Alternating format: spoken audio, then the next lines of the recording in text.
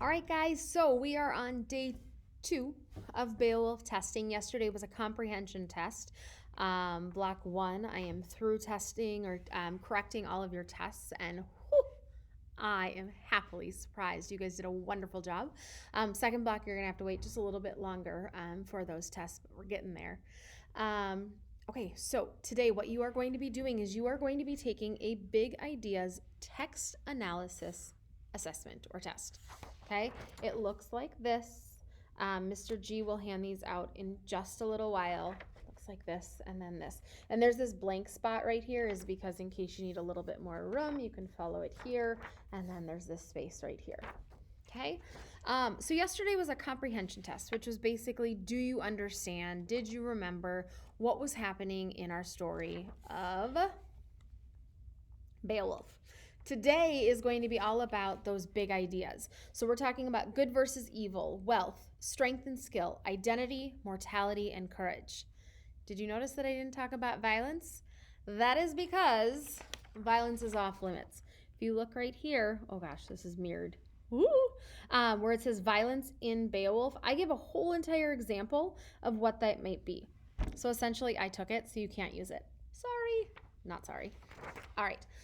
So the directions say this. Write the theme. Remember, theme is a lesson. It's the message that the author is trying to teach us about each big idea. You are going to be picking 2 big ideas to analyze. First big idea right here. So blank in Beowulf, you would put wealth in Beowulf, or you would put good versus evil in Beowulf. And then the second one is right here. So you're only picking 2. Then it says underneath, cite at least 2 examples of each big idea in the text.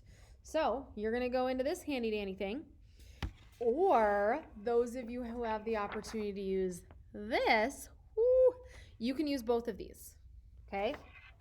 And you're going to find examples of how wealth is shown in Beowulf, or how good versus evil is shown in Beowulf. Okay, it says be sure to write in complete sentences. Please capitalize your letters. Please put punctuation, please. And then sound out your words as best as you can. Please don't spell the characters' names incorrectly. All of the answers are in here. You might have to work a little bit. Okay, so complete sentences and explain your thinking. Remember, I can't take off the top of your head and go, oh, I know what they were thinking. You have to be able to write it. Okay, so how far am I? We're 2 minutes in. I probably need 2 more minutes of your time. So in the example where it says violence in Beowulf, okay, the theme, this is the message, this is the lesson that we were supposed to learn.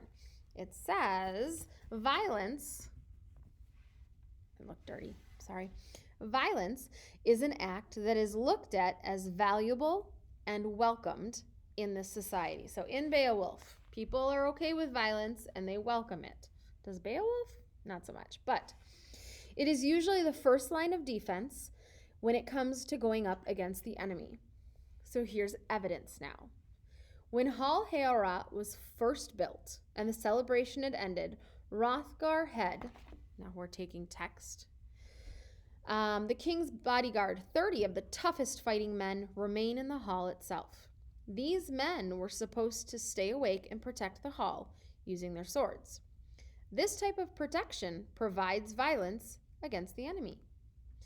Another way, so here's my second piece of evidence, another way to look at how violence is seen in this society is that disagreements, fights, are settled by violence.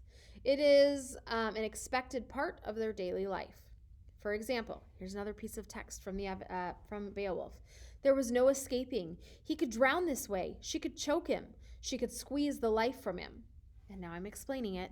Beowulf does not look at this attack from she as outlandish, like crazy, or out of the ordinary. He has come to expect this type of violence. So violence was the big idea, okay? The theme, the message that we are supposed to learn about violence is that it's not this crazy thing that they look at as like, oh my gosh, we shouldn't do it. It's expected. And then 2 examples from the text to show why violence or when violence is expected. Okay, so big picture. You take good versus evil, wealth, strength and skill, identity, mortality, or courage, not violence. Please don't do that, okay? 6 of these. You pick 2 of them. The first one goes here, the second one goes here.